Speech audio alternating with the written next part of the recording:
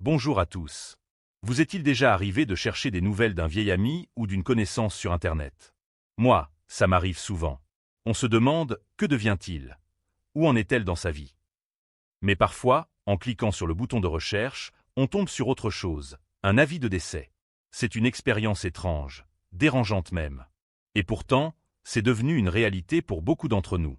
En vieillissant, cette situation devient presque inévitable.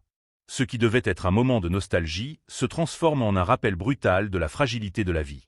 On découvre que des personnes qu'on a connues, côtoyées, voire aimées, ne sont plus là.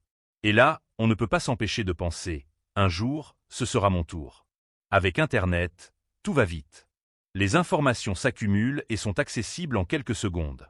Les moteurs de recherche et des sites spécialisés utilisent même les bases de données publiques pour afficher des registres complets de personnes décédées.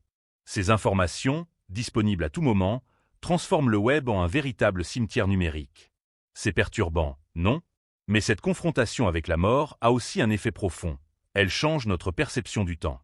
On réalise que la vie est courte, que chaque jour compte. Et cette prise de conscience peut être angoissante, mais aussi libératrice. Quand on comprend que nos jours sont comptés, on commence à voir les choses autrement. On accorde plus d'importance aux moments passés avec les gens qu'on aime.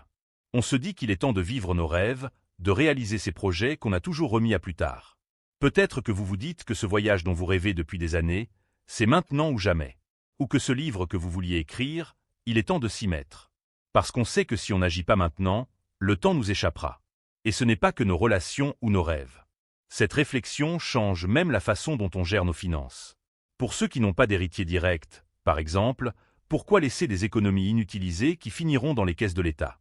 Pourquoi ne pas profiter de cet argent pour se faire plaisir, voyager, découvrir ou soutenir une cause qui nous tient à cœur? Il y a aussi une autre dimension à cette réalité numérique. Les mémoriaux en ligne, les profils Facebook, les photos sur Instagram, ils restent là, figés dans le temps. Même après notre départ, ces traces continuent d'exister, témoins silencieux d'une vie passée. Mais ces mémoires numériques posent des questions. Qui décide de leur avenir? Faut-il les effacer un jour ou les laisser là, comme un musée de souvenirs? Finalement, Internet, avec ses mémoriaux et ses registres, nous enseigne quelque chose de précieux. Il nous rappelle que la vie est courte, que rien n'est éternel.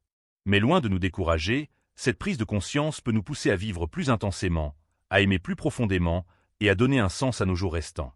Alors, oui, Internet peut parfois ressembler à un cimetière numérique. Mais il peut aussi être un espace pour réfléchir, apprendre et se transformer. Et si c'était ça, la vraie leçon? N'hésitez pas à donner votre avis dans les commentaires. Un j'aime et un abonnement sont appréciés. À bientôt pour d'autres vidéos.